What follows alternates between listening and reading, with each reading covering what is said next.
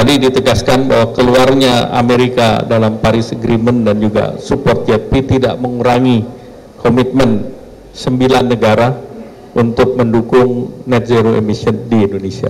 Jadi tidak ada perubahan dari sana.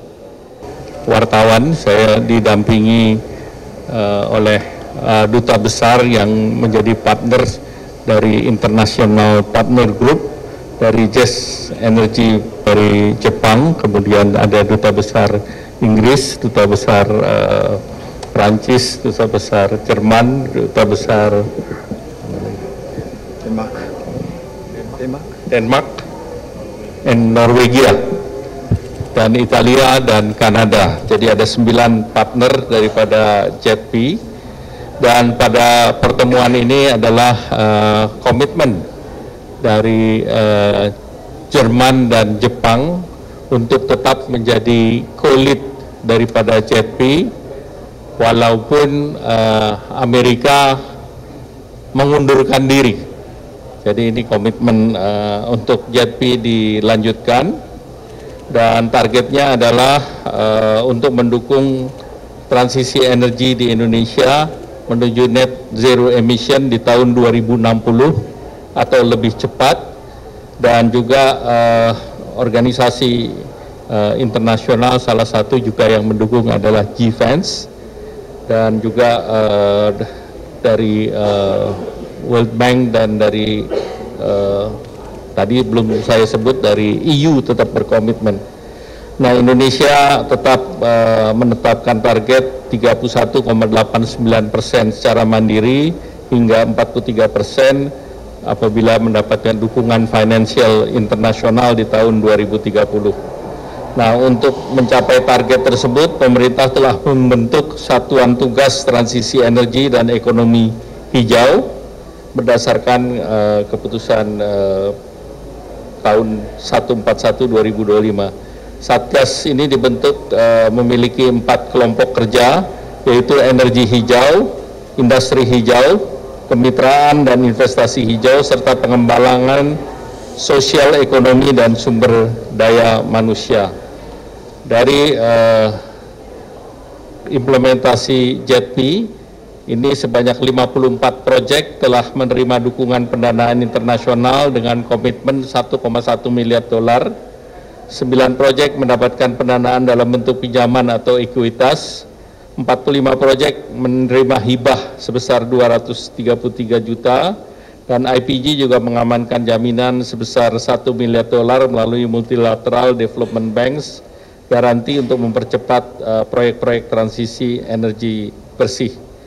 Dalam pembicaraan tadi, beberapa proyek yang secara pragmatis juga disebut, karena itu merupakan tujuan daripada JETP, antara lain Muara Labuh di Sumatera Barat, itu adalah program untuk geothermal dan diharapkan bisa beroperasi di 2027. Kemudian juga ada beberapa proyek yang dalam pipeline, baik itu fotovoltaik seperti di Saguling, kemudian juga ada beberapa proyek lain seperti dekarbonisasi atau phasing out dari Cirebon Power, itu juga masuk dalam pembahasan.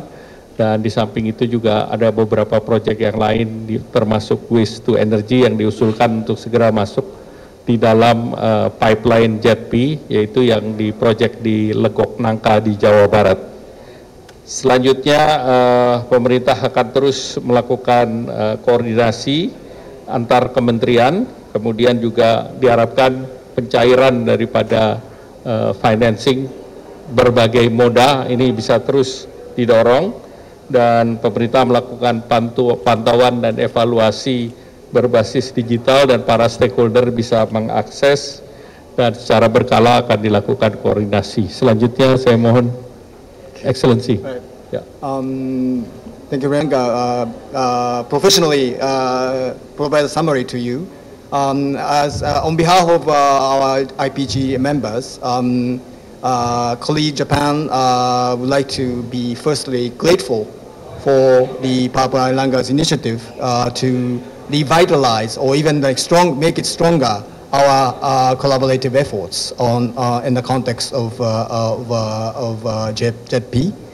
And also, we expressed our strong commitment in terms of remaining engaged and then also positively collaborating with the Indonesian government to make the energy transition successful for the future of Indonesians.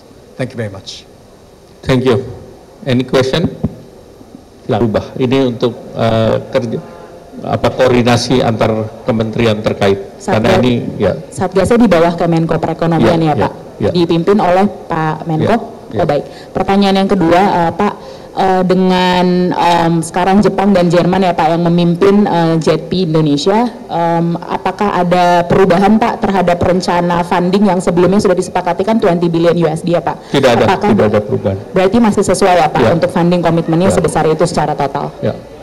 Terima kasih Pak. Baik, ada pertanyaan kemudian dirasakan, itu yang pertama. Terus yang kedua, apa yang ditawarkan teman-teman dari Jepang, dari Jerman, dari Denmark, dari Prancis kepada Indonesia sehingga ini. Jadi tadi ditegaskan bahwa keluarnya Amerika dalam Paris Agreement dan juga support JETP tidak mengurangi komitmen 9 negara untuk mendukung net zero emission di Indonesia. Jadi tidak ada perubahan dari sana. Yang ditawarkan Bapak dari... Ya tentu semua ada financing package berbagai macam, tetapi tergantung daripada proyek tersebut. Contoh dong Bapak, apa kira-kira dari Jepang, apa dari Denmark? Contohnya kan Muara Labuh, itu sudah dibahas dalam pertemuan Pak Presiden Prabowo dan Prime Minister Ishiba, dan ini proyek yang ongoing dan diharapkan bisa selesai 2027. Salah satu proyek juga decarbonization of Cirebon atau phasing out. Nah itu juga ada keterlibatan dari ASEAN Development Bank. Kemudian ada photovoltaic project baik di Saguling maupun di Cirata. Jadi itu semua on the pipeline. Ya, baik, terima kasih. Wassalamualaikum warahmatullahi wabarakatuh.